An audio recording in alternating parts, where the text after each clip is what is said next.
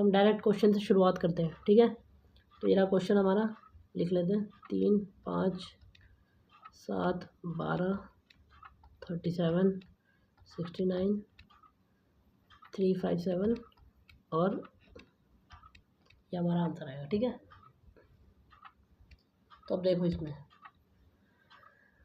सबसे पहले तो गैप ले लेते हैं। तो 2 का गैप है, इधर भी 2 का गैप है, इधर देखो 5 का गैप है, इधर कितने का गैप है, 2 और 5, 25 का। इधर कितने का है, 3 और 2, 32 का है। और इधर कितना है, 288 का है,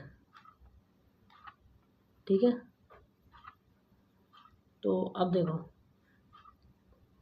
अब यहाँ पर कुछ गैप होगा, फिर यहाँ हमारा आंसर होगा। अब देखो 2 मल्टीप्लाई हो रहा है 1 से और ऐड हो रहा है 3, फिर मल्टीप्लाई हो रहा है 5 से, फिर ऐड हो रहा है 7, फिर मल्टीप्लाई कितने से हो रहा है, फिर मल्टीप्लाई हो रहा है 9 से, ठीक है। तो देखो 1, 3, 5, 7, 9, यानी कितने का अंतर है, 2 का अंतर है इनके बीच। एक बार मल्टीप्लाई हो रहा है, फिर प्लस हो रहा है, फिर मल्टीप्लाई, फिर प्लस, फिर मल्टीप्लाई। तो अब क्या होगा, 11 प्लस होगा। तो 288 में 11 प्लस होगा तो कितना आएगा, 299। और 299 को जब 357 से जब प्लस करोगे तो आपका क्या आएगा, देखो 9 और 7 तो 6, जिसके एंड में 6 आ रहा होगा वही आंसर है आपका। तो 656, ये यूनिट डिजिट से भी निकाल लेते हैं। तो ये आ गया आपका 656, ठीक है। अगला क्वेश्चन देखते हैं। देखो इस क्वेश्चन को देखो आप, और ये पैटर्न बड़ा यूनिक है और अच्छा भी है। तो ठीक है, इसको लिख लेते हैं। 2, 3, 6, 10, 17 और 28, ठीक है। ये पैटर्न यूनिक है, ध्यान रखना, और इजी पैटर्न है। इसमें आप कुछ भी करते रह जाओगे आंसर नहीं आएगा, लेकिन बड़ा इजी है। देखो 2 और 3 को प्लस करता हूँ मैं, और उसमें 1 ऐड करता हूँ तो आता है 6, ठीक है। इन दोनों को प्लस करके 1 ऐड किया तो 6। अब 6 और 3 को प्लस करता हूँ और 1 ऐड करता हूँ तो कितना आता है, 10। और 10 और 6 को ऐड करता हूँ और 1 ऐड करता हूँ तो आता है 17। अब 17 और 10 को ऐड करा और 1 ऐड किया तो 28। तो अब हमें 28 और 17 को ऐड करके उसमें 1 ऐड और करना है। तो देखो 8, तो यूनिट डिजिट 6 से आंसर निकल जाएगा। अब इसको प्लस भी करके देख लेते हैं। 28, 17 और 1, ठीक है। तो 7, 15 और 1, 16 और 4, 46, ठीक है। ये मैं करके दिखा रहा हूँ, यूनिट डिजिट से ये आंसर आ गया था आपका 46। तो पैटर्न अच्छा है, ध्यान रखना। अब अगला क्वेश्चन देखते हैं। देखो इस सेम क्वेश्चन है अभी जो कराया था मैं। 7, 10, 18, 29 और 78, ठीक है। तो वही किया, 7 और 10 को ऐड किया और उसमें 1 ऐड और कर दिया तो आ गया 18। अब यहाँ पर 10 और 18 को ऐड किया और उसमें 1 ऐड कर दिया तो आ गया 29। फिर 18 और 29 को ऐड किया, उसमें 1 ऐड कर दिया तो कितना आएगा, ये तो 30 हो गया। और 40 और 48 हो गया। तो आंसर क्या आ गया आपका, 48। मतलब इन दोनों को ऐड करके 1 ऐड किया तो ये आया, फिर इनको ऐड करके 1 प्लस किया, फिर इन दोनों को प्लस करके फिर 1 प्लस किया, इनको ऐड करके फिर 1 प्लस किया, ठीक है। तो अब अगले क्वेश्चन पे आते हैं। देखो ये भी सेम क्वेश्चन है। ये 2, 3, 6, 10 और 17, ठीक है। तो देखो 2 और 3 को प्लस किया, 5 आया, 5 पे 1 ऐड किया तो 6 आया। अब 6 और 3 को प्लस किया और उसमें 1 ऐड किया तो 10 आया। 10 और 6 को ऐड किया और 1 ऐड किया तो आया 17। 17 और 10 को ऐड करेंगे तो कितना आएगा, 27। और उसमें 1 प्लस करेंगे तो आंसर आएगा 28, ठीक है। ये पैटर्न अच्छा है, एग्ज़ाम में आता नहीं है दिमाग में, लेकिन अच्छा पैटर्न है, ध्यान रखना है इसको। अब देखो ये वाला क्वेश्चन, ये भी वैसा ही है, बस थोड़ा सा डिफरेंस है। 4, 7, 13, 24 और 44, ठीक है। अब देखो इसके अंदर क्या करना है, इसमें 3 टर्म को एक साथ लिया है, 4 5 6 तो आ गया 7, इन सबको ऐड किया तो आया 7। अब यहाँ से फिर 3 टर्म लूँगा, इनको ऐड करूँगा तो 7 4 11 और 2 13, तो ये 13 आ गया। अब इन 3 टर्म को लूँगा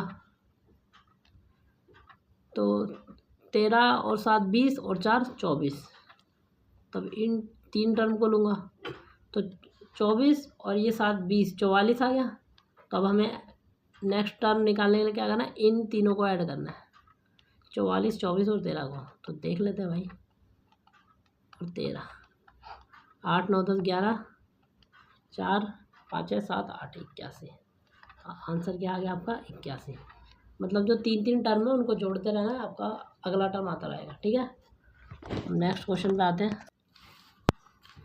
अब देखो ये वाला क्वेश्चन, और इसका पैटर्न भी अच्छा है, ध्यान रखने लायक है इसका पैटर्न भी। देखो 26 34 41 46 और 56, ठीक है।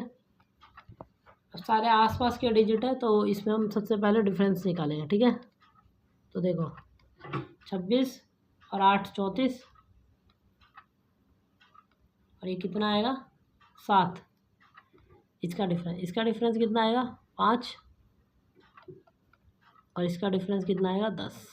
ठीक है, तो अब देखो ये डिफरेंस आ कैसे रहा है, अगर ध्यान से देखोगे इसको तो 6 और 2 8 होता है, 4 और 3 7 होता है, 4 और 1 5, 4 और 1 4 और 6 10, यहाँ पर देखो 6 5 11, यानी कि इसका डिफरेंस 11 आएगा, यानी 56 में 11 जोड़ेंगे तो कितना आएगा 7 और 6 67। ठीक है, अच्छा पैटर्न था, वरना इनके डिफरेंस निकालते रह जाओगे, आंसर नहीं आएगा। तो बस जो इनके जो डिजिट है उनका सम करने पर ही इसका डिफरेंस आएगा। ठीक है, अब देखो ये भी बिल्कुल नया पैटर्न है, एग्ज़ाम में आ गया तो फंस जाओगे। 23 25 29 35 47 50, ठीक है, और यहाँ पर हमारे 2 कोई आंसर आएंगे। ठीक है, तो अब देखो ध्यान से देखना इसको, जब भी ऐसे 2 निकालने को आए ना तो उसमें हो सकता है कि 2 सीरीज़ बन रही है, उसमें चांस होता है कि 2 सीरीज़ बन रही है, तो हम 2 सीरीज़ के हिसाब से चलेंगे। ठीक है, तो पहले यहाँ से देखते हैं। देखो इनके बीच कितना डिफरेंस है 6 का, इनके बीच कितने का है 18 का, तो यहाँ पर कुछ डिफरेंस आएगा इस वाले डिजिट में। ठीक है, अब यहाँ पर देखो इनके बीच कितना है 10 का, और इसके बीच है 15 का। अभी तक कुछ समझ नहीं आया, अब आएगा। देखो ये 6 कैसे आया, अगर 2 और 3 को मल्टीप्लाई करेंगे आपस में तो 6 आएगा, इसी तरह 5 और 2 को मल्टीप्लाई किया तो 10 आया, 9 और 2 को मल्टीप्लाई किया तो 18 आया, 3 और 5 को किया तो 15 आया। ठीक है, तो अब यहाँ पर क्या आएगा इस वाले में 7 और गुणा 4, यानी कि इसका डिफरेंस 28 आना चाहिए। 7 चौक 28 होता है, 47 में 28 प्लस करेंगे तो कितना आएगा 5 से कुछ आना चाहिए, यानी कि 75 इसका आंसर आ जाएगा। ठीक है, पहला तो आ गया 75, पहला एक में दिया हुआ है। ठीक है, अब इसमें देख लेते हैं।